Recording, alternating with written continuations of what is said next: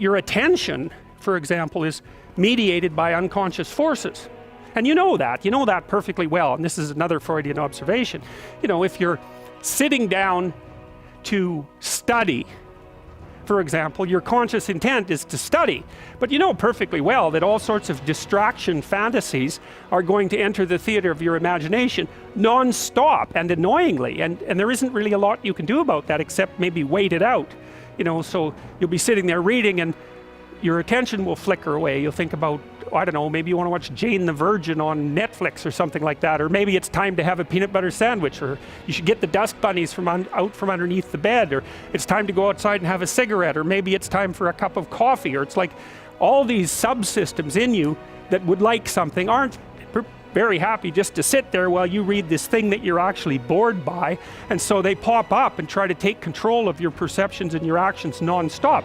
Maybe you think, well, this is a stupid course anyways, why do I have to read this damn paper, and what am I doing in university, and what's the point of life? It's like you can really get going if you're trying to avoid doing your homework, and then you might think, well, what is it in you that's trying to avoid? Because after all, you took the damn course and you told yourself to sit down. Why don't you listen? Well, because you're a mess. That's basically why. You haven't got control over yourself at all. And no more than I have control over this laptop. Okay, so there's the memory function of the unconscious, and there's the dissolutive function. That's an interesting one. The unconscious contains habits, once voluntary, now automatized, and dissociated elements of the personality, which may lead a parasitic existence. That's an interesting one.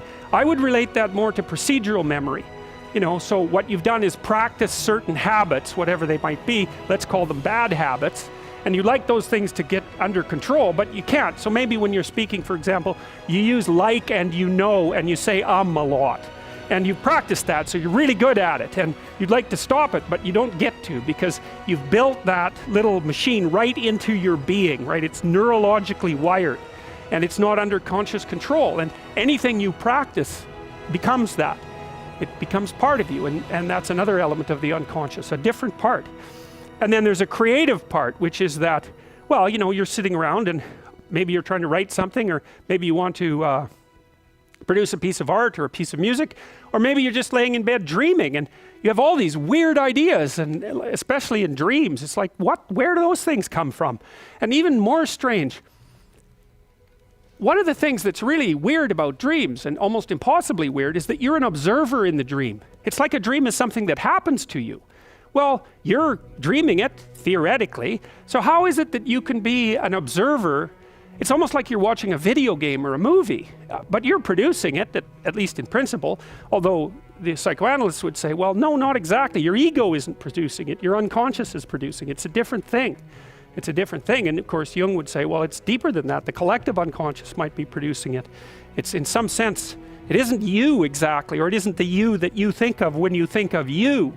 And that's the ego from the Freudian perspective, the you that you identify with, that's the ego. And outside of that is the unconscious. The id, that's more the place of impulses, and you could think about those as the biological subsystems that can derail your thinking, right? And that govern things like hunger and sex and aggression and your basic instincts is another way of putting it. And it's a reasonable way of thinking about it, because these are subsystems that you share with animals. You share them certainly with mammals, you share most of them with reptiles, you share a lot of them with amphibians, and even going all the way down to crustaceans there's commonality, for example, in the dominance hierarchy circuits. And so these are very, very old things, and the idea that you're in control of them is, well, you're not exactly in control of them. And I would say the less integrated you are, the less you're in control of them, and the more they're in control of you. And that can get really out of hand, you know. You can be, like with people who have obsessive compulsive disorder, for example, which seems to be, I would say, the dissolutive elements in some sense of the unconscious, the way that it's portrayed here.